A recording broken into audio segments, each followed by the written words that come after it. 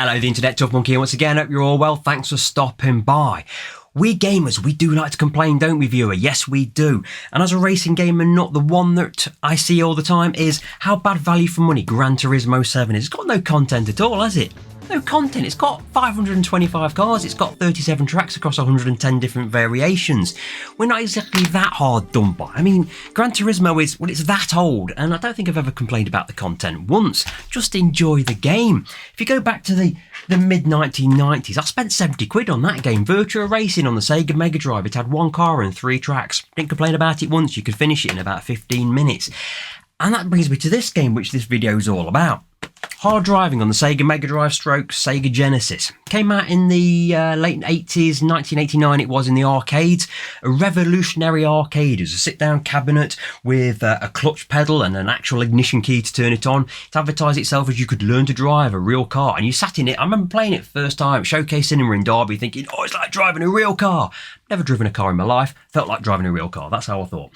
But came out the following year, December 1990 in Japan on the Sega MegaDrive, and the following year in North America on the Genesis and in Europe on the Sega MegaDrive. And this is my original game, and I want to demonstrate this game to you because this game cost 30 to 35 quid, and people complain about the value for money of Gran Turismo 7 that's been, is it 2.5 years old now, is it?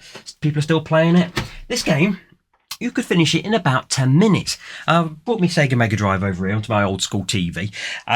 It's usually down here plugged into my OLED TV using one of these Keiko HDMI adapters, but I'm going proper old school here. I'm going to find my remote control, turn this TV on. Although it's not a proper old school CRT, it's an old enough digital TV that it's still got SCART sockets and aerial cables, and I can plug this in via an RF cable to an antenna port. So this is how we used to do it back in the day. So turn this on and this game's going to come on. This was my original Sega MegaDrive, my original hard driving game, and I wanted to show you this game because it was revolutionary in the arcades. It came out the following year, like I say, on the Sega MegaDrive, and I rushed out to buy it as a kid. I begged me mum, I want to play this game. Played it down the Showcase Cinema. It's fantastic, best game ever.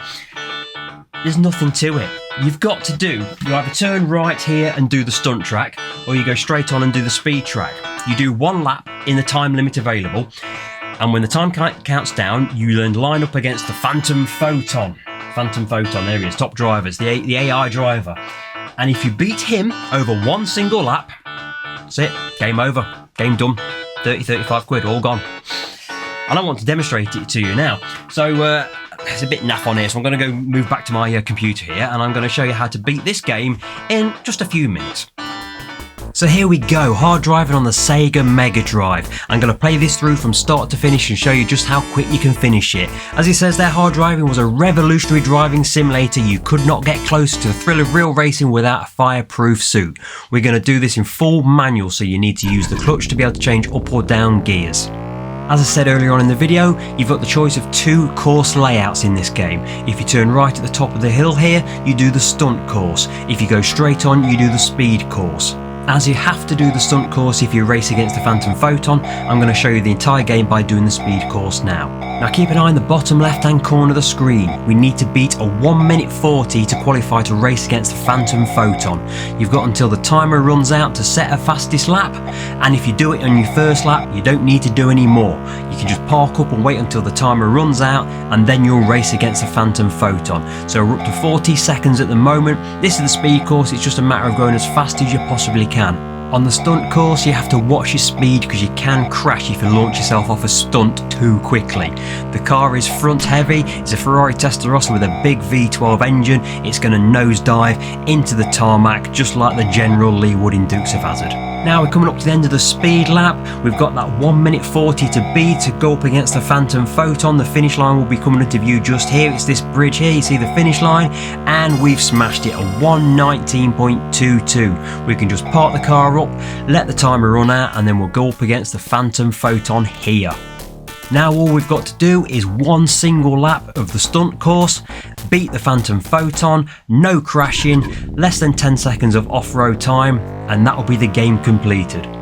The Phantom Photon always scampers off the line much quicker than you will, so we'll head for the horizon, but don't worry, we'll soon catch him up. This is the stunt course. Be careful of the cow on the left hand side next to the barn. You've got to watch your top speed. 60 mile an hour off the top of that drop off there. If you go much quicker than that, you'll nosedive into the tarmac. It's also 60 mile an hour over that bridge there. Drop it down to around about 40 mile an hour to get around this tight right-hander, and then you've got the loop.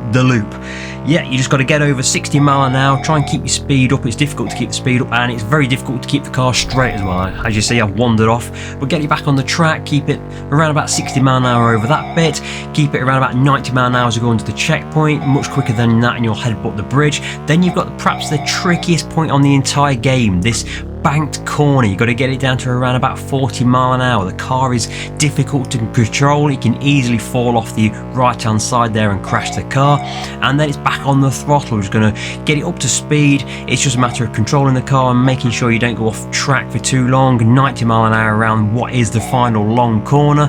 The finish line is going to come up here, and the Phantom Photon is nowhere in sight, and we've done a 120.4. Add that to the 119. That's what's that, 2 minutes 40 seconds of racing, and that's it. The game is finished. There is nothing more left to do in this game. 2 minutes and 40 seconds of actual gameplay. It took me longer, I think, to put my name into the name select screen. That's it. I'm top of the game. Nothing left to do. So there you go. Hard driving on the Sega MegaDrive, Sega Genesis.